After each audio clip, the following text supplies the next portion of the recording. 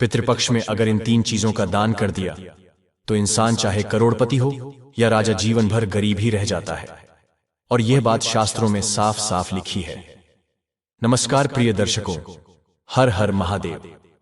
मित्रों, आज हम एक ऐसे गूढ़ और रहस्यमय विषय पर चर्चा करने जा रहे हैं जो सीधे सीधे हमारे जीवन, हमारे घर और हमारी आने वाली पीढ़ियों से जुड़ा हुआ है। विषय है पितृपक्ष के दिनों में किन चीजों का दान करना चाहिए और किन का नहीं। बंधुओं, आप सब जानते हैं कि पितृपक्ष का समय वर्ष भर में आने वाला वह पवित्र कालखंड है जब हम अपने पूर्वजों को याद करते हैं, उन्हें तर्पण, श्राद्ध और दान अर्पित करते हैं। यह समय केवल एक कर्मकांड नहीं है, बल्कि हमारे जीवन की जड़ों से जुड़ा हुआ एक संस्कार है। जिस प्रकार एक पेड़ की जड़ें स्वस्थ होती है तो उसकी शाखाएं और पत्तियां भी हरी भरी रहती हैं। ठीक उसी प्रकार जब हमारे पितर तृप्त और प्रसन्न होते हैं तब हमारे जीवन में सुख, शांति, धन, वैभव और समृद्धि आती है। शास्त्रों में स्पष्ट लिखा गया है कि पूर्वज हमारे अदृश्य संरक्षक हैं। वे हमें देख नहीं सकते, परंतु उनके आशीर्वाद और उनकी कृपा से ही जीवन की हर बाधा सरल हो जाती है। यही कारण है कि हमारे आर्ष मुनियों ने पितृपक्ष की परंपरा को इतना महत्व दिया है। परंतु बंधुओं, क्या आपने कभी सोचा है कि इस पवित्र कालखंड में यदि हमसे कोई गलती हो जाए तो क्या होगा? यदि हम भूलवश उन चीजों का दान कर दें जिनका दान शास्त्रों ने निषिद्ध किया है, तो उसका परिणाम कितना भयानक हो सकता है।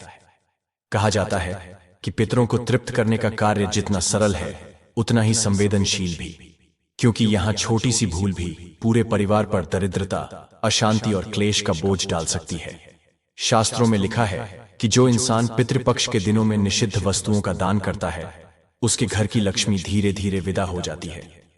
धन आता तो है पर टिकता नहीं, कामयाबी मिलती तो है पर अचानक छिन जाती है। जीवन भर संघर्ष बना रहता है और व्यक्ति चाहे कितनी भी मेहनत क्यों ना कर ले, गरीबी उसका पीछा नहीं छोड़ती। दर्शक बंधुओं, सोचिए जरा, हमारे पूर्वज जिन्होंने अपने जीवन का हर क्षण हमारे लिए समर्पित किया, वे जब इस पवित्र समय में हमसे केवल श्रद्धा और सच्चे मन से स्मरण की अपेक्षा रखते हैं, तो क्या यह उचित होगा कि हम अज्ञानवश उनकी आत्मा को अशांत कर दें? नहीं, बिल्कुल नहीं। इसीलिए शास्त्रों ने हमें पहले से ही चेताया है कि पितृपक्ष के दिनों में कुछ वस्तुओं का दान भूल कर भी ना करें। यह वस्तुएं पितरों को प्रसन्न करने के बजाय क्रोधित करती हैं और परिणाम स्वरूप हमारे जीवन में दरिद्रता और दुख का शाप उतर आता है। आज हम आपको बताने जा रहे हैं ऐसी ही 3 वस्तुओं के बारे में, 3 ऐसी चीजें जिनका दान पितृपक्ष में सख्त वर्जित है। यदि आप इन्हें जानते हैं और जीवन में सावधानी बरतते हैं तो न केवल आप पितरों की कृपा पा सकते हैं, बल्कि अपने घर परिवार में सुख, शांति और समृद्धि को स्थायी बना सकते हैं। तो आइए बंधुओं, ध्यान से सुनिए और इस रहस्य को जानिए कि आखिर पितृपक्ष के दिनों में किन वस्तुओं का दान करने से हमें जीवन भर गरीबी और संकट का सामना करना पड़ सकता है। लेकिन इस दिव्य कथा में प्रवेश करने से पहले मैं अपने सभी श्रद्धेय भाइयों, माताओं, बहनों और समस्त श्री राम भक्तों से हाथ जोड़कर प्रार्थना करता हूं कि कृपया इस कथा को पूरे मन, श्रद्धा और भक्ति के साथ अंत तक अवश्य सुनें, क्योंकि गरुड़ पुराण में स्पष्ट कहा गया है कि जो व्यक्ति धर्म, ज्ञान या पुरातन कथा को बीच में ही छोड़ देता है वह अनजाने में एक गंभीर दोष का भागी बनता है। अधूरी कथा केवल अधूरी बात नहीं होती, वह एक अधूरी आहुति की भांति होती है जो यज्ञ को अपवित्र कर देती है और पुण्य की जगह पाप का रूप धारण कर लेती है। इसलिए यदि आप सच्चे सनातनी हैं, यदि आपके हृदय में श्री राम के प्रति अटूट भक्ति की ज्योति प्रज्वलित है, तो इस कथा को अंत तक सुनें। साथ ही कृपया इस वीडियो को अभी लाइक करें और हमारे चैनल को सब्सक्राइब करें और बेल आइकन दबाना न भूलें। नीचे कमेंट में पूरे भाव और समर्पण से जय श्री राम अवश्य लिखें, क्योंकि जहां भी श्री हरि का नाम गूंजता है वहां अधर्म का विनाश और धर्म की स्थापना निश्चित होती है। तो आइए प्यारे दर्शक बंधु, अब किसी भी विलंब के बिना आरंभ करते हैं आज की यह अद्भुत, दुर्लभ और आत्मा को झकझोर देने वाली कथा, जो केवल सुनने की नहीं, जीवन में उतारने की है। बहुत समय पहले जब धरती पर देवताओं की छाया थी और मनुष्य सत्य को समझने का प्रयास कर रहा था, तब एक महान राज्य था जिसका नाम था भैरवपुर। इस राज्य के राजा थे महाराज विक्रमादित्य। उनके पास असीम धन था। उनके महल में स्वर्ण और रजत के बर्तन रहते थे। हीरे मोती से जड़ा हुआ सिंहासन था। असंख्य सेवक सेविकाएं उनकी सेवा में दिन रात तत्पर रहते थे।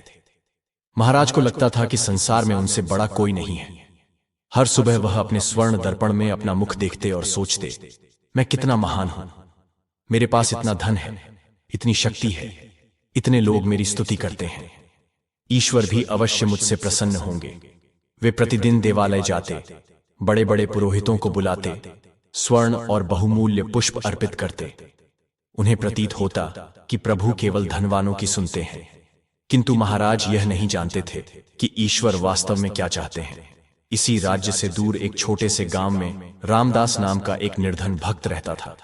उसके पास न घर था, न धन, न उत्तम वस्त्र। वह दिन भर परिश्रम करता और संध्या को जो थोड़ा भोजन मिलता उसी से अपना जीवन चलाता। पर उसके हृदय में भगवान शिव के लिए अपार प्रेम था। हर प्रातःकाल वह नदी तट पर जाता, जहां एक प्राचीन काल का टूटा फूटा शिवलिंग स्थापित था। उस पर काई जमी थी, पत्थर खंडित था, लेकिन रामदास उसे अपना सर्वस्व मानता था। वह नदी से जल लाकर चढ़ाता, वन से पुष्प तोड़कर अर्पित करता। उसके पास दूध न था तो जल चढ़ाता, घी न था तो सूखे फूल अर्पित करता, किंतु उसकी भक्ति में कोई कमी नहीं थी।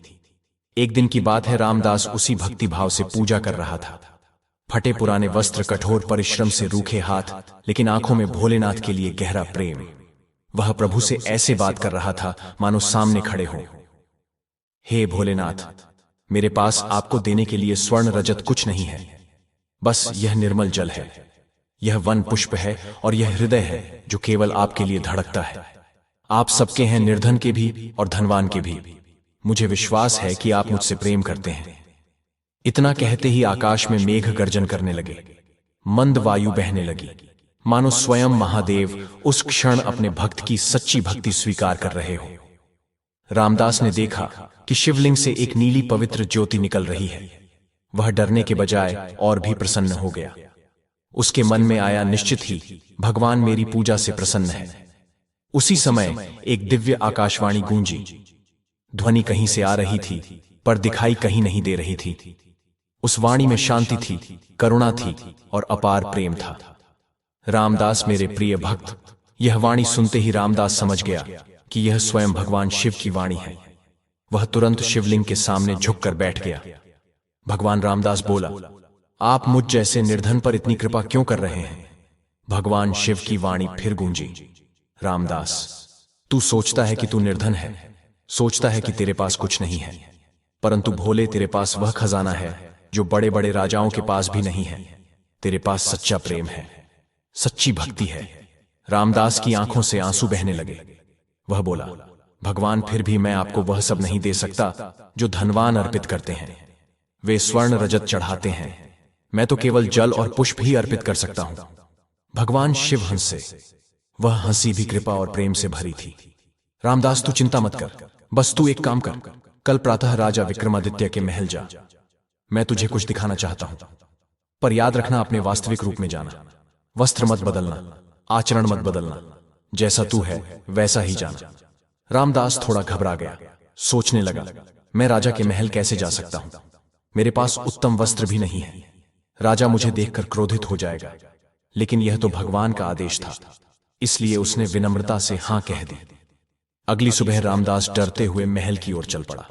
मार्ग में लोग उसे देखकर आश्चर्य करने लगे।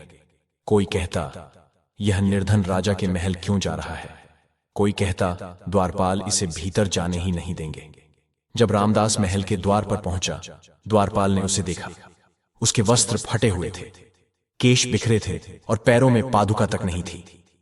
द्वारपाल क्रोधित होकर चिल्लाया, अरे भिक्षुक, यहां से भाग जा, ये राजा का महल है, तेरे जैसे मलिन मनुष्य का यहां कोई कार्य नहीं।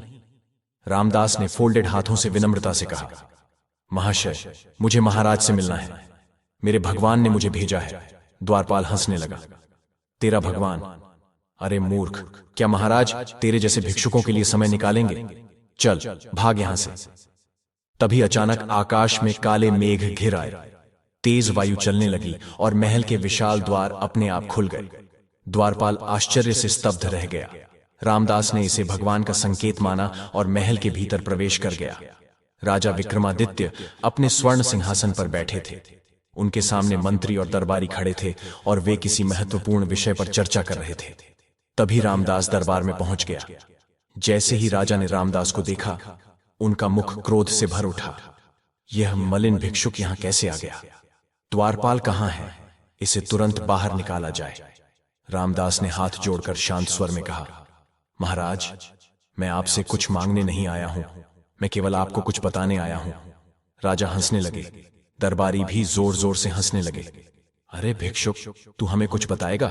तेरे पास क्या ज्ञान है? तू जानता भी है कि तू किससे बात कर रहा है? रामदास शांत ही खड़ा रहा। उसके हृदय में भगवान शिव की वाणी गूंज उठी। उसने विनम्रता से कहा, महाराज, मैं जानता हूं कि आप महान राजा हैं। आपके पास अपार धन है, असंख्य शक्ति है। लेकिन मैं आपको एक ऐसी बात बताना चाहता हूं जो शायद आप नहीं जानते। यह सुनकर राजा का क्रोध और बढ़ गया। चुप रह भिक्षुक, तेरी यह हिम्मत कैसे हुई ये कहने की कि मैं कुछ नहीं जानता? मैं इस राज्य का स्वामी हूं। मेरे पास हजारों सैनिक हैं, करोड़ों की संपत्ति है। तू क्या जानता है?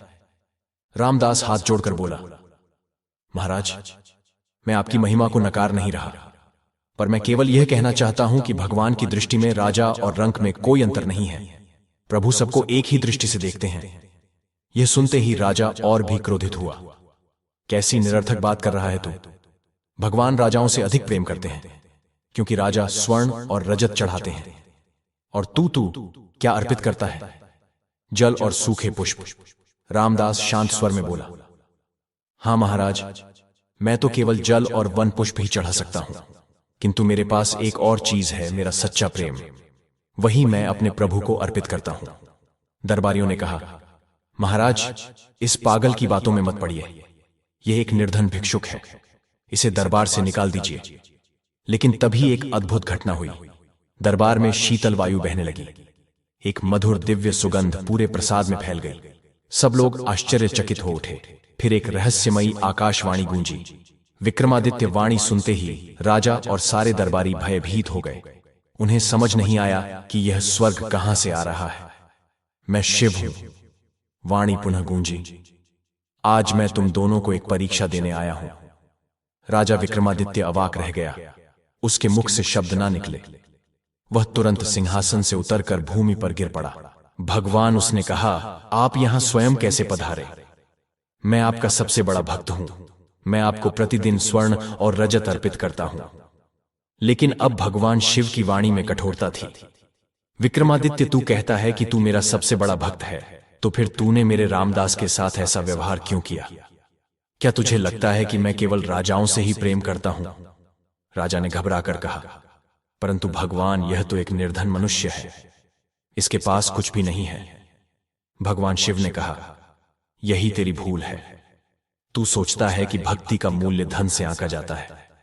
तू अपने ऐश्वर्य और घमंड में अंधा हो गया है। इसलिए आज मैं तुम दोनों को एक परीक्षा देता हूं। इससे पता चलेगा कि सच्चा भक्त कौन है। राजा घबराया, बोला, भगवान, वह परीक्षा क्या है? भगवान शिव ने कहा, सुनो दोनों, मैं तुम दोनों को एक कार्य देता हूं।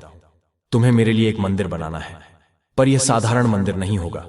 इसमें तुम्हें अपना सर्वस्व लगाना होगा, अपना समय, अपना परिश्रम और अपना प्रेम। तुम्हें 1 वर्ष का समय मिलता है। 1 वर्ष बाद मैं देखूंगा किसका मंदिर अधिक पवित्र और सुंदर है। राजा बहुत प्रसन्न हुआ। उसने सोचा, मेरे पास असीम धन है, असंख्य कारीगर हैं, मैं संसार का सबसे भव्य मंदिर बनाऊंगा। भगवान अवश्य मुझसे प्रसन्न होंगे। रामदास शांत खड़ा रहा। उसके मन में विचार आया, मेरे पास तो कुछ भी नहीं है, मैं मंदिर कैसे बनाऊंगा? लेकिन तुरंत ही उसने भगवान पर विश्वास किया। भगवान शिव की वाणी गूंजी, परंतु एक शर्त है, यह मंदिर तुम दोनों को अपने हाथों से बनाना होगा। विक्रमादित्य, तू अपने सेवकों और कारीगरों की सहायता ले सकता है, पर तुझे भी अपने हाथों से श्रम करना होगा। और रामदास, तुझे यह कार्य अकेले ही करना होगा। राजा के मन में यह और भी सरल लगा। वह बोला, मेरे पास तो हजारों सेवक हैं, मैं थोड़ा सा हाथ लगा दूंगा और काम पूरा हो जाएगा। भगवान की वाणी अदृश्य हो गई। अब राजा और रामदास अपने अपने कार्य में लग गए। राजा ने तुरंत अपने श्रेष्ठ शिल्पकारों और कारीगरों को बुलाया। उसने आदेश दिया, मुझे सबसे भव्य मंदिर चाहिए, धन की कोई कमी नहीं। श्रेष्ठ पत्थर लाओ, कीमती रत्न लाओ, स्वर्ण और रजत से मंदिर को सजाओ। यह मंदिर इतना अद्भुत होना चाहिए कि देवता भी आश्चर्य करें। कारीगर काम में लग गए। दूर दूर से श्रेष्ठ पत्थर आए, हीरे और मोती मंगाए गए, स्वर्ण और रजत से सजावट का प्रबंध हुआ। हजारों श्रमिक दिन रात काम करने लगे। राजा प्रतिदिन मंदिर देखने आता, वह केवल निरीक्षण करता। कभी कभी एक दो पत्थर उठाकर रख देता और सोचता, मैंने अपने हाथों से भी काम कर लिया। शुरू में राजा उत्साह से भरा हुआ था, परंतु समय बीतने पर उसका मन ऊब गया। वह सोचने लगा, यह कार्य तो बहुत लंबा है, मैं क्यों रोज यहां आऊं? मेरे कारीगर सब कुछ कर ही रहे हैं। धीरे धीरे वह मंदिर जाना कम करने लगा और अपने भोग विलास में व्यस्त हो गया। कभी कभी सोच लेता, भगवान को तो केवल मंदिर चाहिए, वह यह थोड़े देखेंगे कि मैंने स्वयं कितना काम किया है। दूसरी ओर रामदास सोच रहा था, मेरे पास धन नहीं है, मैं कैसे मंदिर बनाऊं? वह नदी तट पर गया और प्रार्थना की, हे प्रभु, आपने मुझे यह कार्य दिया है, मैं इसे पूरा करना चाहता हूं, पर मेरे पास कुछ भी नहीं है, कृपा कर बताइए मैं क्या करूं? तभी भगवान शिव की वाणी आई, रामदास अपने हृदय की सुन, जो तेरे पास है उसी से आरंभ कर। रामदास ने सोचा, मेरे पास केवल मेरे हाथ है, मेरा परिश्रम है और मेरा प्रेम है। उसने निश्चय किया कि वह नदी तट पर ही एक छोटा मंदिर बनाएगा। वह भूमि को स्वच्छ करने लगा, फिर पर्वत से पत्थर लाने गया। यह बहुत कठिन था, वह अकेला था और पत्थर बहुत भारी थे। उसकी पीठ दर्द करने लगी, हाथों में छाले पड़ गए, पर उसने हार नहीं मानी। हर पत्थर उठाते समय वह प्रभु का नाम लेता, हे शिव शंकर, यह पत्थर आपके लिए है, मेरा परिश्रम आपके चरणों के लिए है। वह हर पत्थर को प्रेम से छूता, स्वच्छ करता और सही स्थान पर रखता। इस प्रकार दिन बीतते गए। रामदास सुबह से शाम तक निरंतर काम करता था। वह अपना भोजन भी कम कर देता था ताकि अधिक समय मंदिर निर्माण में दे सके। धीरे धीरे एक छोटा और बहुत सुंदर मंदिर आकार लेने लगा। रामदास हर पत्थर को ऐसे लगाता मानो वह कोई अमूल्य रत्न हो। वह दीवारों को अपने हाथों से साफ करता, प्रतिदिन नदी से जल लाकर मंदिर को धोता। उसने वन से पुष्पों की बेलें लाकर मंदिर के चारों ओर सजाई। 6 महीने बाद रामदास का मंदिर पूरा हो गया। यह मंदिर आकार में छोटा था, लेकिन उसमें एक अद्भुत शांति बसती थी। जो भी वहां आता उसका मन प्रसन्न हो जाता। गांव के लोग कहते, इस मंदिर में प्रवेश करते ही हृदय को अपार शांति मिलती है। रामदास ने मंदिर के मध्य में एक शिवलिंग स्थापित किया। यह कोई बहुमूल्य शिवलिंग नहीं था। उसने नदी से एक चिकना पत्थर उठाकर प्रेम से तराशा था, पर उस शिवलिंग में दिव्य शक्ति थी। जब रामदास पूजा करता तो वातावरण आनंद से भर उठता। पक्षी आकर चहचहाते, पुष्प अपने आप खिल जाते और वायु में मधुर संगीत गूंजता। उधर राजा का मंदिर भी तैयार हो गया। यह जगत का सबसे भव्य मंदिर था। इसकी दीवारों पर स्वर्ण की नक्काशी थी, छत पर हीरे और मोती जड़े हुए थे, स्तंभ संगमरमर के बने थे जो दूर देशों से लाए गए थे। मंदिर के चारों ओर विशाल उद्यान थे जिनमें विश्व के दुर्लभ पुष्प लगे थे। यह मंदिर देखने में मानो स्वर्ग के समान लगता था। दूर दूर से लोग उसे देखने आते। सभी कहते, इतना सुंदर मंदिर कभी नहीं देखा। लेकिन एक अजीब बात थी, राजा के मंदिर में लोगों को वह शांति नहीं मिलती थी जो रामदास के छोटे मंदिर में मिलती थी। राजा का मंदिर देखकर लोग चकित तो होते, पर उनका हृदय तृप्त नहीं होता। 1 वर्ष पूरा हो गया। भगवान शिव ने कहा था कि वे 1 वर्ष बाद दोनों के मंदिर देखेंगे। उस दिन राजा अत्यंत प्रसन्न था। उसने सुबह से ही अपने श्रेष्ठ वस्त्र धारण किए। मंत्री और दरबारी बोले, महाराज, आपका मंदिर इतना भव्य है कि निश्चय ही भगवान आपसे प्रसन्न होंगे। राजा सोच रहा था, जब भगवान मेरी प्रशंसा करेंगे तब मैं रामदास को दिखाऊंगा कि सच्चा भक्त कौन है। दोपहर का समय हुआ। आकाश में अचानक काले मेघ छा गए और मूसलाधार वर्षा होने लगी। राजा अपने महल में बैठा प्रतीक्षा कर रहा था कि भगवान कब आएंगे। तभी एक सेवक दौड़ता हुआ आया और बोला, महाराज, एक विचित्र घटना हुई है। आपके मंदिर में जल भर गया है। सारी सुंदरता बिगड़ गई है। स्वर्ण की नक्काशी उड़ गई और हीरे मोती बिखर गए। राजा घबरा गया। वह तुरंत अपने मंदिर की ओर भागा। जब पहुंचा तो देखा, वास्तव में उसका भव्य मंदिर वर्षा में नष्ट हो गया था। जल ने सब कुछ मिटा दिया था। राजा दुख से चिल्लाया, हे भगवान, मैंने इतना धन लगाया, अब मैं आपको क्या दिखाऊंगा। तभी उसके मन में आया, रामदास का मंदिर भी तो होगा, संभव है उसका मंदिर भी नष्ट हो गया होगा। यदि दोनों के मंदिर बिगड़ गए तो फिर कोई हार जीत नहीं होगी। राजा तुरंत नदी तट पर रामदास के मंदिर की ओर गया, पर वहां पहुंचकर वह आश्चर्यचकित रह गया। रामदास का छोटा सा मंदिर वर्षा के बाद भी बिल्कुल अडिग खड़ा था। बारिश ने उसे कोई हानि नहीं पहुंचाई थी, बल्कि वह और भी स्वच्छ और चमकदार दिखाई दे रहा था। रामदास मंदिर के सामने बैठा था और भगवान का भजन गा रहा था। उसका चेहरा आनंद से दमक रहा था। वर्षा में भीगकर भी वह मुस्कुरा रहा था। राजा ने आश्चर्य से पूछा, रामदास, तेरे मंदिर को कुछ भी नहीं हुआ? रामदास ने विनम्र स्वर में कहा, महाराज, यह सब भगवान की कृपा है। जब मैंने यह मंदिर बनाया तब हर पत्थर को अपने प्रेम से लगाया। मैंने इसमें कोई चमक दमक नहीं जोड़ी, केवल अपना सच्चा प्रेम अर्पित किया। यही कारण है कि यह टिक गया। राजा सोच में पड़ गया।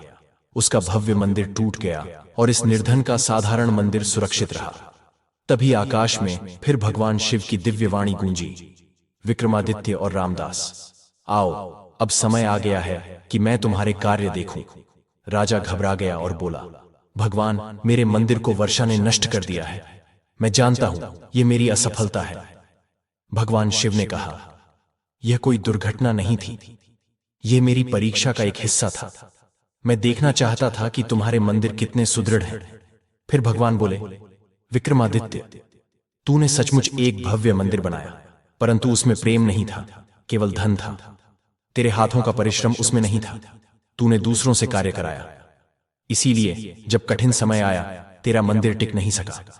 राजा की आंखें झुक गईं। भगवान शिव ने आगे कहा, और रामदास, तूने एक छोटा सा मंदिर बनाया। उसमें स्वर्ण रजत नहीं है, ना हीरे मोती हैं, पर उसमें तेरा सच्चा प्रेम है। हर पत्थर को तूने अपने हाथों से रखा, हर कण में तेरी भक्ति है, इसलिए तेरा मंदिर अडिग है। राजा ने फिर कहा, परंतु भगवान, मेरे मंदिर में तो इतना स्वर्ण रजत था, क्या वह आपको अच्छा नहीं लगा? भगवान शिव ने उत्तर दिया, विक्रमादित्य, तू अभी भी नहीं समझा। मुझे स्वर्ण रजत नहीं चाहिए, मुझे सच्चा प्रेम चाहिए। तूने धन से मंदिर बनाया पर हृदय से नहीं, और रामदास ने अपने हृदय से मंदिर बनाया, इसलिए उसका मंदिर मेरे लिए अधिक प्रिय है। राजा को अपनी भूल समझ आई, फिर भी उसके भीतर अहंकार शेष था। उसने कहा, भगवान, पर मैं राजा हूं, मेरी स्थिति भिन्न है। लोग मुझसे बड़े कार्य की अपेक्षा करते हैं। भगवान शिव ने कहा, विक्रमादित्य, यही तेरी सबसे बड़ी भूल है। तू सोचता है कि तेरी स्थिति तुझे विशेष बनाती है, पर मेरी दृष्टि में राजा और रंक में कोई भेद नहीं, सब मेरी संतान है। राजा बोला, परंतु प्रभु, मैं आपको ढेरों चढ़ावे चढ़ाता हूं और रामदास केवल जल अर्पित करता है। भगवान शिव ने कहा, विक्रमादित्य, तू अभी भी नहीं समझा। रामदास की एक बूंद जल तेरे सारे स्वर्ण से मूल्यवान है, क्योंकि उसका जल प्रेम से भरा है और तेरा स्वर्ण केवल दिखावे से भरा है। राजा अब मौन हो गया। पहली बार उसने अनुभव किया कि वह वास्तव में गलत था। भगवान शिव ने कहा, अब मैं तुम दोनों को एक और परीक्षा देता हूं। कल प्रातः तुम्हें अपने अपने मंदिर में मेरी सेवा करनी है, पर इस सेवा में केवल अपने हाथों का उपयोग करना है, किसी और की सहायता नहीं लेनी है। अगली सुबह राजा अपने मंदिर पहुंचा। यद्यपि वर्षा ने उसे हानि पहुंचाई थी, फिर भी वह बहुत बड़ा और भव्य था। राजा ने सोचा, सेवा करना कठिन नहीं है। वह मंदिर में गया और पूजा आरंभ करने लगा, पर उसे यह झां ही न था कि सेवा कैसे करनी होती है। वह हमेशा दूसरों से काम कराता था। उसने पहले मंदिर स्वच्छ करने का प्रयत्न किया, पर उसके कोमल हाथों में झाड़ू पकड़ना भी कठिन हो गया। फिर उसने फूल चढ़ाने की चेष्टा की, पर उसे यह भी नहीं पता था कि फूल कैसे तोड़े जाते हैं। राजा थक चुका था। उसने सोचा, यह कार्य बहुत कठिन है। मैं राजा हूं, मुझसे यह सब नहीं होता। थोड़ी देर बाद वह मंदिर से बाहर चला गया। दूसरी ओर रामदास सुबह से ही अपने छोटे मंदिर में लगा था। वह पहले मंदिर को स्वच्छ करता, फिर शिवलिंग को निर्मल जल से स्नान कराता, फिर वन से ताजे पुष्प लाकर भगवान को अर्पित करता। दिन भर वह भजन गाता और भगवान के नाम का जप करता। रामदास को थकान महसूस ही नहीं होती थी। उसे लगता कि वह सीधे भगवान के साथ समय बिता रहा है। वह आनंद से गाता, नाचता और उसका मुख भक्ति भाव से चमकता रहता। संध्या को भगवान शिव प्रकट हुए। इस बार वे दर्शन भी दिए। वे एक साधारण मनुष्य जैसे दिखते थे, पर उनकी आंखों में अपार शांति और प्रेम था। भगवान शिव पहले राजा के मंदिर पहुंचे। राजा बहुत प्रसन्न था। उसने तुरंत कहा, भगवान देखिए, मैंने आपके लिए कितना सुंदर मंदिर बनवाया है। इसमें स्वर्ण और रजत का उपयोग हुआ है। भगवान ने मंदिर देखा पर चुप रहे। फिर बोले, विक्रमादित्य, जब तू यह मंदिर बना रहा था तब तेरे मन में क्या था? राजा ने कहा, भगवान, मैंने सोचा कि मुझे आपको प्रसन्न करना है, इसलिए मैंने सर्वोत्तम मंदिर बनवाया। भगवान ने पूछा, और तूने इसे कैसे बनवाया? राजा बोला, मैंने श्रेष्ठ कारीगर बुलाए और उत्तम सामग्री मंगाई। भगवान ने पूछा, पर तूने स्वयं कितना काम किया? राजा लज्जित होकर बोला, भगवान, मैं राजा हूं, मेरे और भी कार्य होते हैं। कभी कभी मैं देखने आता था कि कार्य कैसा चल रहा है। भगवान शिव ने कहा, तो इसका अर्थ है कि तूने इस मंदिर में अपना धन लगाया, पर अपना प्रेम नहीं, केवल आदेश दिए और काम दूसरों से कराया। राजा बोला, लेकिन भगवान, धन भी तो काम आता है। मैंने आपके लिए सबसे मूल्यवान वस्तुएं अर्पित की। भगवान मुस्कुराए और बोले, विक्रमादित्य, यदि कोई तुझे कोई वस्तु दे पर उसमें प्रेम ना हो तो क्या तू प्रसन्न होगा? राजा ने सोचा और समझ गया, यदि कोई बिना प्रेम के कुछ दे तो हृदय संतुष्ट नहीं होता। भगवान शिव बोले, यही सत्य है। तेरा मंदिर सुंदर है पर उसमें प्रेम नहीं है। अब चल रामदास का मंदिर देखें।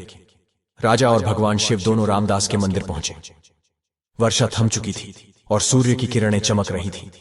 छोटा सा मंदिर उस प्रकाश में और भी उज्जवल लग रहा था। चारों ओर हरियाली थी और पुष्पों की सुगंध बह रही थी। रामदास मंदिर के सामने बैठा भगवान का नाम जप रहा था। जैसे ही उसने भगवान शिव को देखा, वह तुरंत उठकर उनके चरणों में गिर पड़ा। भगवान ने प्रेम से कहा, उठ रामदास, तू मुझसे अलग नहीं है। भगवान शिव ने मंदिर देखा। छोटा और साधारण था पर उसमें अद्भुत शांति थी। भगवान ने पूछा, रामदास, तूने यह मंदिर कैसे बनाया? रामदास बोला, भगवान, मैंने हर पत्थर को अपने हाथों से रखा है। हर बार पत्थर लगाते समय मैंने आपका नाम लिया। मैंने सोचा यह आपका गृह है, इसलिए इसे सच्चे मन से बनाना चाहिए। मेरे पास धन नहीं था, पर मेरा प्रेम ही मेरा खजाना था। भगवान मुस्कुराए और पूछा, तूने इस मंदिर में क्या क्या लगाया? रामदास ने कहा, भगवान, मैंने अपना समय लगाया, अपना परिश्रम लगाया, अपना प्रेम लगाया। प्रतिदिन यहां आकर मैं आपसे वार्तालाप करता। मुझे लगता कि आप मेरे पास ही बैठे हैं। भगवान शिव ने राजा की ओर देखा और कहा, विक्रमादित्य, तूने देखा, रामदास ने अपना सर्वस्व इस मंदिर में लगाया है और तूने केवल धन लगाया है। राजा बोला, पर भगवान, धन भी तो आवश्यक है। भगवान शिव बोले, धन केवल साधन है, असली मूल्य प्रेम का है। तू धनवान है, इसलिए तुझे लगता है कि तू विशेष है, पर मेरी दृष्टि में राजा और रंक दोनों समान है। राजा ने पूछा, तो क्या मेरे ऐश्वर्य का कोई लाभ नहीं? भगवान शिव बोले, लाभ है, पर तभी जब तू उसे सही मार्ग में उपयोग करे। तेरे पास धन है तो निर्धनों की सहायता कर, तेरे पास शक्ति है तो लोगों की रक्षा कर। पर यदि तू अपने ऐश्वर्य का घमंड करेगा तो यह तेरे लिए विपत्ति बनेगा। राजा को सत्य समझ आने लगा। उसने कहा, भगवान, तो आप कह रहे हैं कि मेरे ऐश्वर्य और रामदास की निर्धनता में कोई भेद नहीं। भगवान ने कहा, बिल्कुल, मैं केवल हृदय देखता हूं।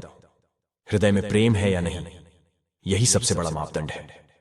राजा हो या रंक, धनवान हो या निर्धन, मेरे लिए सब समान है। फिर भगवान शिव बोले, विक्रमादित्य, तू एक अच्छा मनुष्य है, पर तेरे ऐश्वर्य ने तुझे अंधा बना दिया। तू भूल गया कि वास्तविक सुख धन में नहीं, प्रेम में है। राजा की आंखों से आंसू बह निकले।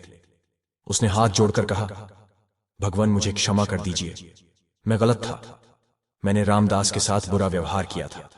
रामदास ने तुरंत कहा, नहीं महाराज, आपने कोई गलती नहीं की, हम सब भगवान की संतानें हैं।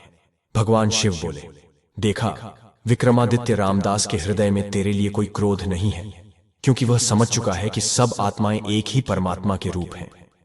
राजा ने रामदास से कहा, रामदास भ्राता, मुझे क्षमा कर दो, मैंने तेरे साथ बहुत बुरा व्यवहार किया। रामदास ने नम्रता से उत्तर दिया, महाराज, क्षमा की कोई आवश्यकता नहीं, हम दोनों प्रभु के भक्त हैं, हमारे बीच शत्रुता कैसे हो सकती है? भगवान शिव प्रसन्न हुए, अच्छा है, अब तुम दोनों ने सत्य को समझ लिया है। परंतु परीक्षा अभी शेष है।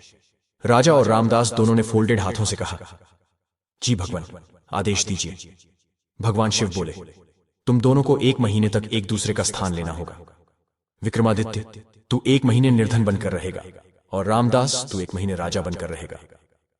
राजा घबरा गया, भगवान, मैं निर्धन कैसे रहूंगा? मुझे तो यह भी नहीं पता कि निर्धन लोग कैसे जीते हैं। रामदास भी डर गया, भगवान, मैं राजा कैसे बनूंगा? मुझे तो राज्य चलाना नहीं आता।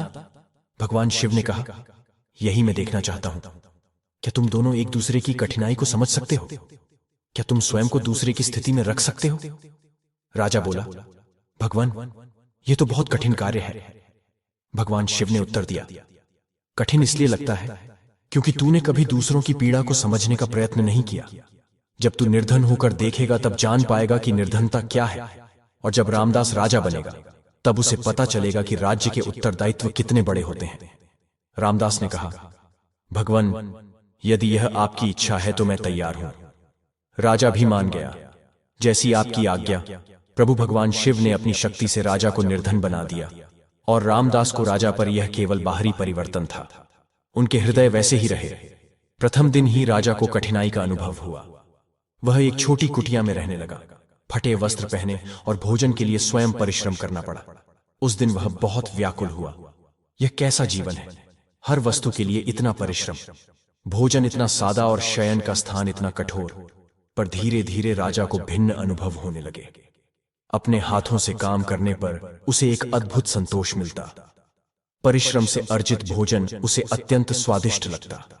1 सप्ताह के बाद राजा समझने लगा कि निर्धन लोग कितना परिश्रम करते हैं। वह रामदास की कठिनाइयों को महसूस करने लगा। दूसरी ओर रामदास राजा बना। पहले दिन वह भी घबराया। विशाल प्रसाद, असंख्य सेवक, अनेक उत्तरदायित्व। लोग उससे राज्य के विषय में प्रश्न पूछते। उसने सोचा, भगवान, राजा बनना सरल नहीं है। पर उसका हृदय निर्मल था। हर निर्णय वह प्रेम और न्याय से करता। जब कोई निर्धन उसके पास आता तो वह धैर्य से उसकी बात सुनता। उसने समझा, राजा होना केवल सुख भोगना नहीं, बल्कि प्रजा की सेवा करना है। एक दिन एक निर्धन स्त्री अपने बीमार पुत्र को लेकर आई। उसके पास उपचार के लिए धन नहीं था। वह रो रही थी। रामदास का हृदय द्रवित हो गया। उसने तुरंत राजवैद्य को बुलाया और बच्चे का उपचार कराया। राजकोष से धन देकर उसकी सहायता की। दरबारी आश्चर्य से कहने लगे, महाराज बदल गए हैं। पहले निर्धनों पर इतना ध्यान नहीं देते थे। रामदास प्रतिदिन राज्य में घूमता, देखता कि कुछ लोग अत्यंत निर्धन हैं और कुछ अत्यधिक धनवान। उसने निश्चय किया कि इस अंतर को कम करना होगा। उसने नई योजनाएं बनाई, निर्धनों को कार्य देने की व्यवस्था की, रोगियों के लिए निःशुल्क उपचार प्रारंभ किया, बच्चों के लिए पाठशालाएं खुलवाई। उधर राजा निर्धनता का कष्ट झेल रहा था। एक दिन वह बहुत थक गया और भूखा था, पर भोजन के लिए कुछ नहीं था। वह व्याकुल होकर बोला, हे भगवान, मुझे पहले कभी ध्यान नहीं था कि निर्धनता इतनी कठिन होती है। मैं तो प्रतिदिन महल में उत्तम भोजन करता था। अब समझा कि रामदास कितनी कठिनाइयों में रहता था, फिर भी प्रसन्न रहता था। उस रात राजा नदी तट पर जाकर शिवलिंग के सामने रो पड़ा। भगवान शिव, मुझे झामे कितना गलत था। मैंने सोचा था कि ऐश्वर्य से आप प्रसन्न होंगे, परंतु मैंने देखा कि धन ने मुझे आपसे दूर कर दिया। 1 महीना पूरा हुआ। राजा ने निर्धनता की सच्चाई समझी। उसे पता चला कि जीवन कितना कठिन हो सकता है जब पास कुछ ना हो। पर उसने यह भी सीखा कि सुख धन में नहीं, आंतरिक शांति में है। रामदास ने भी राजा बनकर 1 महीना बिताया। उसने जाना कि राजा होना केवल विलास नहीं, अपितु उत्तरदायित्व और सेवा है। राजा के पास बहुत सारे उत्तरदायित्व होते हैं। उसे अपनी सारी प्रजा का ध्यान रखना पड़ता है। हर निर्णय सोच समझकर करना पड़ता है। 1 महीना पूरा होने पर भगवान शिव फिर प्रकट हुए। उन्होंने राजा और रामदास को उनके वास्तविक रूप में लौटा दिया। भगवान शिव ने पूछा, कैसा अनुभव हुआ? राजा ने कहा, भगवान, मुझे बहुत कुछ सीखने को मिला। अब मुझे पता चला कि निर्धन होना कितना कठिन है। पहले मैं सोचता था कि निर्धन लोग आलसी होते हैं, लेकिन अब जाना कि वे कितना परिश्रम करते हैं। रामदास ने कहा, भगवान, मुझे भी यह समझ आया कि राजा बनना केवल आनंद लेना नहीं है। राजा को हर समय अपनी प्रजा के विषय में सोचना पड़ता है। भगवान शिव मुस्कुराए, अच्छा है, अब तुम दोनों ने एक दूसरे की स्थिति को समझ लिया। पर अभी भी सबसे महत्वपूर्ण बात शेष है। दोनों ने पूछा, क्या भगवान? भगवान शिव बोले, राजा होना या निर्धन होना केवल बाहरी बात है। असली बात यह है कि तुम्हारे भीतर क्या है। तुम्हारे हृदय में प्रेम है या घमंड, दया है या क्रूरता। फिर भगवान ने राजा की ओर देखा। विक्रमादित्य, तू राजा है। तेरा उत्तरदायित्व है कि तू अपनी शक्ति का सही उपयोग करे, अपने ऐश्वर्य को निर्धनों की सहायता में लगाए, अपने अहंकार को छोड़कर विनम्र बने। इसके बाद भगवान ने रामदास की ओर देखा। रामदास, तू निर्धन है, लेकिन तेरे पास प्रेम का खजाना है। यही तेरा ऐश्वर्य है। तू इस प्रेम को संसार में फैलाए। भगवान शिव ने आगे कहा, अब तुम दोनों को मिलकर कार्य करना है। विक्रमादित्य, तू अपनी शक्ति से लोगों की सहायता कर, और रामदास, तू अपने प्रेम से लोगों के हृदयों को छू। राजा ने पूछा, भगवान, हम कैसे एक साथ कार्य करेंगे? भगवान ने उत्तर दिया, इस राज्य में सबसे बड़ी समस्या यह है कि धनवान और निर्धन में बहुत भेद है। धनवान निर्धनों को तुच्छ समझते हैं और निर्धन धनवानों से घृणा करते हैं। इस समस्या का हल तुम दोनों को निकालना है। राजा बोला, भगवान, यह कैसे संभव होगा? भगवान शिव ने कहा, यह तभी संभव है जब तुम दोनों लोगों को यह समझाओ कि सब एक ही परमात्मा की संतान है। राजा हो या रंक, सब समान है। रामदास ने कहा, भगवान, लेकिन लोग मानेंगे कैसे? धनवान लोग तो निर्धनों को तुच्छ समझते हैं। भगवान शिव ने उत्तर दिया, इसके लिए तुम्हें उदाहरण बनना होगा। विक्रमादित्य, तुझे दिखाना होगा कि राजा होकर भी विनम्र रहा जा सकता है, और रामदास, तुझे दिखाना होगा कि निर्धन होकर भी स्वाभिमान से जिया जा सकता है। भगवान शिव ने आदेश दिया, तुम दोनों मिलकर एक नया मंदिर बनाओ। यह मंदिर न तो केवल धनवानों के लिए होगा और न केवल निर्धनों के लिए। इसमें सब एक साथ बैठकर मेरी पूजा करेंगे। राजा और रामदास दोनों को यह विचार उत्तम लगा। उन्होंने निश्चय किया कि वे मिलकर ऐसा मंदिर बनाएंगे जहां किसी प्रकार का भेदभाव न होगा। राजा ने अपनी संपत्ति से मंदिर के लिए भूमि और सामग्री जुटाई, पर इस बार उसने केवल धन ही नहीं लगाया, स्वयं भी अपने हाथों से काम किया। वह पत्थर उठाता, गाढ़ा मिलाता और परिश्रम करता। रामदास ने अपना प्रेम और भक्ति लगाई। वह राजा को सिखाता कि कार्य कैसे करना चाहिए। वह भजन गाकर सबका मन प्रसन्न रखता। यह दृश्य अद्भुत था। एक राजा और एक निर्धन भक्त एक साथ मंदिर बना रहे थे। शुरू में लोग आश्चर्य करते। धनवान कहते, महाराज निर्धन के साथ कार्य क्यों कर रहे हैं? निर्धन कहते, रामदास राजा के साथ कार्य क्यों कर रहा है? पर धीरे धीरे लोगों की समझ बदलने लगी। जब उन्होंने देखा कि राजा और रामदास में कोई भेदभाव नहीं है, तो उनका मन भी बदल गया। राजा अब निर्धनों से सम्मान से बात करता। उसने जाना कि निर्धनता कोई पाप नहीं है। रामदास धनवानों से भी प्रेम से मिलता। वह समझता कि ऐश्वर्य भी भगवान का वरदान है, बस उसका सही उपयोग होना चाहिए। 3 महीने में मंदिर तैयार हो गया। यह न बहुत भव्य था, न बहुत सादा। यह संतुलित था। इसमें सुंदरता भी थी और सादगी भी। सबसे विशेष बात यह थी कि इस मंदिर में राजा और निर्धन के लिए अलग अलग स्थान नहीं थे। सभी एक ही स्थान पर बैठकर भगवान की पूजा कर सकते थे। जब मंदिर पूरा हो गया तो भगवान शिव स्वयं प्रकट हुए। इस बार वे अपने दिव्य स्वरूप में आए। उनके शीश पर जटाएं थीं, गले में सर्प था, हाथ में त्रिशूल था, और उनकी आंखों में असीम करुणा और प्रेम झलक रहा था। भगवान शिव ने प्रसन्न होकर कहा, यह तो बहुत सुंदर मंदिर है। इसमें मुझे वही वस्तु मिली है जिसकी मुझे खोज थी। राजा ने पूछा, क्या भगवान एकता? भगवान शिव ने उत्तर दिया, हाँ, इस मंदिर में धनवान और निर्धन की एकता है, राजा और रंक की एकता है।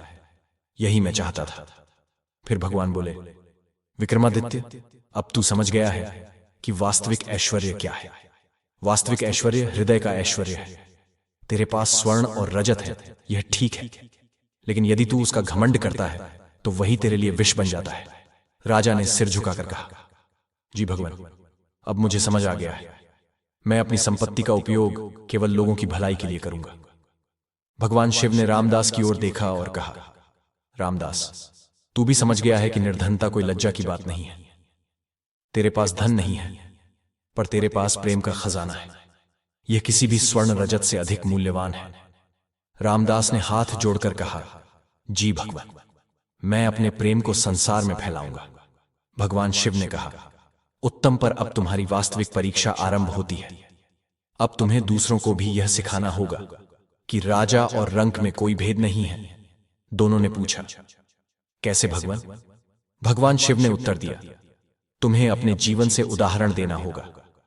विक्रमादित्य, तुझे दिखाना होगा कि राजा होकर भी तू निर्धनों की सेवा कर सकता है।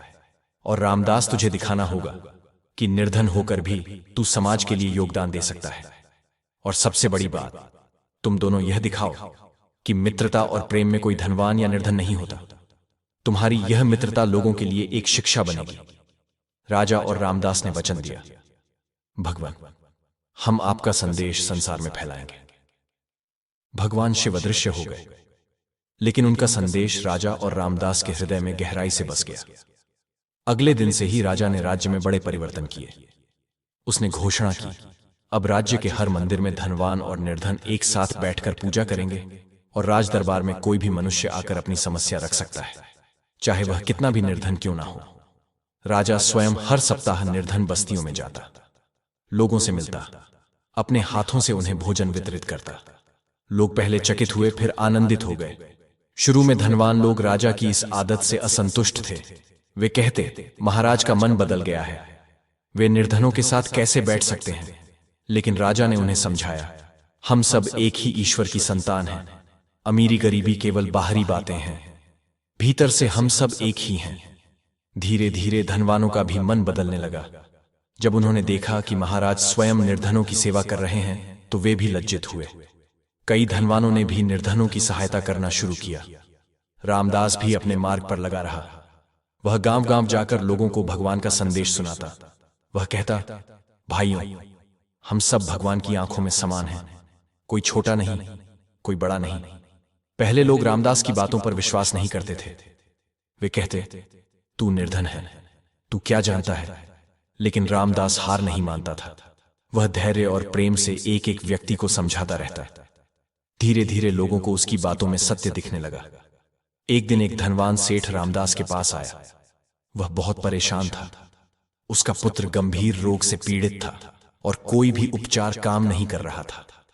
सेठ ने कहा, रामदास, मैंने सुना है कि तुम भगवान के बहुत प्रिय हो। तुम भगवान से प्रार्थना करो कि मेरा पुत्र ठीक हो जाए, मैं तुम्हें बहुत धन दूंगा। रामदास ने शांत स्वर में कहा, सेठ जी, मैं अवश्य भगवान से प्रार्थना करूंगा, लेकिन मुझे धन नहीं चाहिए, बस आप एक वचन दीजिए। सेठ ने पूछा, क्या वचन? रामदास ने कहा, यदि आपका पुत्र ठीक हो गया तो आप निर्धनों की सहायता करेंगे, उन्हें नीची दृष्टि से नहीं देखेंगे। सेठ ने सोचा, यदि पुत्र बच जाए तो कोई भी शर्त मान लूंगा। उसने वचन दे दिया। रामदास ने पूरी रात भगवान शिव से प्रार्थना की। उसने कहा, हे भोलेनाथ, इस सेठ के पुत्र को ठीक कर दीजिए। यह चमत्कार देखकर समझ जाएगा कि आप सबसे प्रेम करते हैं। सुबह हुई तो सेठ का पुत्र स्वस्थ हो गया। सेठ अत्यंत प्रसन्न हुआ। वह दौड़ता हुआ रामदास के पास आया और उसके चरणों में झुक गया। उसने कहा, रामदास, तुमने मेरे पुत्र की जान बचाई, तुम सचमुच भगवान के प्रिय हो। रामदास ने विनम्रता से कहा, सेठ जी, मैं कुछ नहीं हूं, यह सब भगवान की कृपा है, आप अपना वचन याद रखिए। सेठ ने वचन निभाया। उसने निर्धनों की सेवा शुरू कर दी। अब वह निर्धनों को नीची दृष्टि से नहीं देखता था। यह समाचार पूरे राज्य में फैल गया। लोग कहने लगे, रामदास में दिव्य शक्ति है, वह भगवान का सच्चा भक्त है। परंतु रामदास हमेशा कहता, मैं विशेष नहीं हूं, भगवान सब पर समान कृपा करते हैं, हमें बस सच्चे मन से प्रार्थना करनी चाहिए। उधर राजा भी अपना कार्य कर रहा था। वह प्रतिदिन दरबार में निर्धनों की समस्याएं सुनता। उसने नए नियम बनाए। अब कोई भी मनुष्य अमीरी या गरीबी के आधार पर किसी का अपमान नहीं करेगा। हर धनवान को निर्धनों की सहायता करनी होगी। यदि कोई निर्धन को नीची दृष्टि से देखेगा तो उसे दंड दिया जाएगा। धीरे धीरे राज्य में परिवर्तन आने लगा। अमीर और गरीब के बीच की दूरी कम होने लगी। लोग एक दूसरे की सहायता करने लगे। सबसे बड़ा परिवर्तन नए मंदिर में दिखाई दिया। जब मंदिर पूर्ण हुआ तो उसके उद्घाटन के लिए पूरे राज्य के लोग एकत्र हुए। राजा और रामदास ने मिलकर मंदिर का उद्घाटन किया। उद्घाटन के दिन का दृश्य अद्भुत था। राजा और रामदास साथ बैठे थे और भगवान की पूजा कर रहे थे। उनके पास धनवान सेठ भी बैठा था और निर्धन श्रमिक भी। सब एक साथ भजन गा रहे थे। लोग आश्चर्यचकित थे। उन्होंने पहले कभी राजा को निर्धनों के साथ बैठते नहीं देखा था, पर आज राजा स्वयं निर्धनों के साथ बैठा था, और वह भी अत्यंत सहज भाव से। राजा ने प्रजाजनों से कहा, हे जनों, आज मैंने एक बड़ा सत्य सीखा है। भगवान की दृष्टि में हम सब समान हैं। राजा होना या निर्धन होना केवल बाहरी बात है, असली महत्व हमारे हृदय का है। रामदास ने भी कहा, भाइयों, मैं एक निर्धन मनुष्य हूं, पर भगवान ने मुझे सिखाया है कि निर्धनता कोई अभिशाप नहीं। यदि हृदय में प्रेम है तो हम सबसे धनी हैं। तभी एक वृद्ध व्यक्ति खड़ा हुआ और बोला, पर महाराज, धनवान और निर्धन में भेद तो होता ही है। धनवान के पास सुविधाएं हैं, निर्धन के पास नहीं। राजा ने कहा, काका, आप सत्य कह रहे हैं। बाहर से तो भेद दिखता है, लेकिन मैंने सीखा है कि यह भेद भगवान की दृष्टि में कोई मायने नहीं रखता। भगवान केवल हमारे हृदय को देखते हैं। तभी एक धनवान स्त्री बोली, महाराज, यदि सब समान हैं तो फिर परिश्रम करने का क्या लाभ? सब आलसी हो जाएंगे। रामदास ने नम्रता से कहा, बहन जी, समान होने का अर्थ यह नहीं कि हम परिश्रम ना करें। परिश्रम तो करना ही चाहिए, लेकिन हमें यह नहीं सोचना चाहिए कि परिश्रम से मिली सफलता हमें दूसरों से बड़ा बना देती है। राजा ने कहा, रामदास ने ठीक कहा, परिश्रम करना उत्तम है, सफल होना भी उत्तम है, लेकिन सफलता का घमंड करना अनुचित है। एक युवक ने पूछा, महाराज, यदि कोई मनुष्य बहुत परिश्रम कर धनवान हो जाए तो क्या वह गर्व नहीं कर सकता? राजा ने उत्तर दिया, वत्स, गर्व और घमंड में अंतर है। अपने परिश्रम पर संतोष करना अच्छी बात है, लेकिन दूसरों को तुच्छ समझना गलत है। रामदास ने कहा, हाँ, भ्राता, प्रसन्न होना और घमंड करना अलग बातें हैं। जब हम प्रसन्न होते हैं तो दूसरों के सुख में भी सुखी होते हैं, लेकिन जब घमंड करते हैं तो दूसरों को नीचा दिखाने की चेष्टा करते हैं। इस प्रकार राजा और रामदास लोगों को समझाने लगे। यह सरल कार्य नहीं था। सदियों से लोगों के मन में यह मान्यता थी कि धनवान बड़े होते हैं और निर्धन छोटे, लेकिन राजा और रामदास हार नहीं मानते थे। वे प्रतिदिन लोगों को नए नए तरीकों से समझाते। राजा अपने आचरण से दिखाता कि राजा होकर भी विनम्र रह सकते हैं। रामदास अपने प्रेम से दिखाता कि निर्धन होकर भी स्वाभिमान से जिया जा सकता है। धीरे धीरे वैभवपुर की धरती पर एक नए युग का आरंभ हुआ। अब मनुष्य का मूल्य धन या पद से नहीं, बल्कि उसके हृदय की पवित्रता और कर्मों की महानता से होने लगा। राजा विक्रमादित्य और रामदास की मित्रता एक दिव्य कथा बन गई। एक ऐसा उदाहरण जो पीढ़ियों तक यह सिखाता रहा कि सच्ची भक्ति आडंबर में नहीं, बल्कि निश्चल प्रेम में बसती है। उनका बनाया हुआ मंदिर केवल ईंट और पत्थरों की रचना नहीं था, बल्कि उस शाश्वत सत्य का प्रतीक था जो स्वयं महादेव ने उन्हें सिखाया था। और वह सत्य यह था, ईश्वर के दरबार में ना कोई राजा है, ना कोई रंग, वहां तो केवल भक्त है और उसकी भक्ति है। यह कथा हमें स्मरण कराती है कि सबसे मूल्यवान चढ़ावा सोने चांदी के पात्र नहीं, बल्कि श्रद्धा से भरा हृदय है। सबसे बड़ा सिंहासन सत्ता का आसन नहीं, बल्कि विनम्रता से झुका हुआ शीश है। और सबसे महान राज्य वह है जिसकी नींव धन पर नहीं, बल्कि करुणा, समानता और प्रेम पर रखी गई हो। और भाइयों, यही शिक्षा हमें पितृपक्ष में भी मिलती है। जिस प्रकार रामदास ने केवल जल और पुष्प से मंदिर बनाया और उसमें अपना सच्चा प्रेम रखा, उसी प्रकार पितृपक्ष में जब हम अपने पितरों के लिए तर्पण या अन्न दान करते हैं तो सबसे बड़ा महत्व बाहरी वस्तुओं का नहीं, बल्कि हमारे हृदय की श्रद्धा का होता है।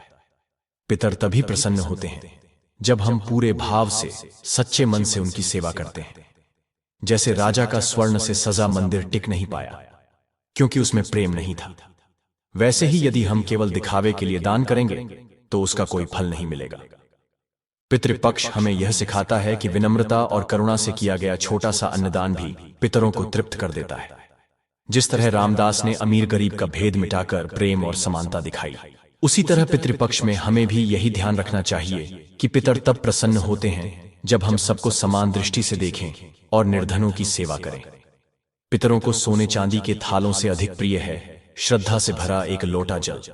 यही इस कथा का सार है और यही पितृपक्ष का सच्चा संदेश भी है। दर्शक बंधु, ये कथा अभी यहीं खत्म नहीं होती। अभी हम यह भी जानेंगे कि पितृपक्ष में किन 3 चीजों का दान कर दिया तो इंसान चाहे करोड़पति हो या राजा, जीवन भर गरीब ही रह जाता है। दर्शक बंधु, पितृपक्ष के दिनों में अगर इन 3 चीजों का दान कर दिया तो बरसों की कमाई भी मिट्टी हो जाएगी और जीवन भर गरीबी का श्राप साथ लगेगा। यह बात हमारे शास्त्रों में स्पष्ट कही गई है। पितृपक्ष का समय हमारे जीवन का सबसे पवित्र और संवेदनशील समय माना जाता है। इन दिनों हम अपने पूर्वजों को तर्पण, श्राद्ध और दान देकर तृप्त करते हैं। कहा जाता है कि पितरों की कृपा से ही घर में सुख, शांति और समृद्धि आती है। परंतु शास्त्रों में यह भी लिखा है कि यदि इस समय भूलवश कुछ ऐसी चीजें दान कर दी जाए जो निषिद्ध हैं, तो उसका परिणाम अत्यंत विनाशकारी होता है। अब हम आपको बताएंगे कि पितृपक्ष में किन 3 वस्तुओं का कभी भी दान नहीं करना चाहिए, वरना इंसान जीवन भर गरीबी, दरिद्रता और दुख से घिरा रहता है। पहली चीज है तेल। पितृपक्ष में तेल का दान करना भारी पाप माना गया है। तेल को तामसिक माना जाता है और यह पितरों की आत्मा को शांति देने के बजाय अशांति पैदा करता है। यदि कोई भूल से भी तेल दान कर दे तो उसके घर की लक्ष्मी धीरे धीरे चली जाती है और दरिद्रता का वास हो जाता है। दूसरी चीज है काला तिल। आपने सुना होगा कि तिल का उपयोग श्राद्ध और तर्पण में होता है, लेकिन ध्यान रहे, काला तिल दान करने से पितरों की आत्मा संतुष्ट नहीं होती बल्कि क्रोधित हो जाती है। शास्त्रों में स्पष्ट कहा गया है कि काले तिल का दान करने से पूर्वजों का आशीर्वाद नहीं मिलता, बल्कि घर में शोक और विपत्ति का माहौल बन सकता है। तीसरी और सबसे खतरनाक चीज है जूते चप्पल। जूते चप्पल या चमड़े से बनी कोई भी वस्तु पितृपक्ष में दान करना भारी अपशकुन माना जाता है। यह न केवल पितरों का अपमान है, बल्कि इसे दान करने वाले को जीवन भर आर्थिक संकट और अपमान का सामना करना पड़ता है। बंधुओं, पितृपक्ष का समय केवल दिखावे का नहीं, बल्कि श्रद्धा और सच्चे मन से किए गए कार्यों का है। इसीलिए अगर आप चाहते हैं कि पितरों का आशीर्वाद आपके जीवन में हमेशा बना रहे, तो इन 3 चीजों का दान भूलकर भी मत करें। इसके बदले आप अनाज, वस्त्र, धूप, घी, शहद और भोजन का दान करें। इससे पितरों की आत्मा तृप्त होती है और वे प्रसन्न होकर आपको दीर्घायु, समृद्धि और सुख, शांति का आशीर्वाद देते हैं।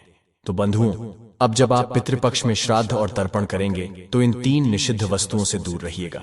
याद रखिए, पूर्वजों की कृपा से ही घर में लक्ष्मी का वास होता है और उनका आशीर्वाद ही जीवन की सबसे बड़ी संपत्ति है। बंधुओं, पितृपक्ष का यह पवित्र समय हमें यह सिखाता है कि जीवन में समृद्धि और शांति केवल कर्मों से ही आती है। हमारे पूर्वज जब तृप्त और प्रसन्न होते हैं, तभी घर परिवार में सुख, शांति और लक्ष्मी का वास होता है।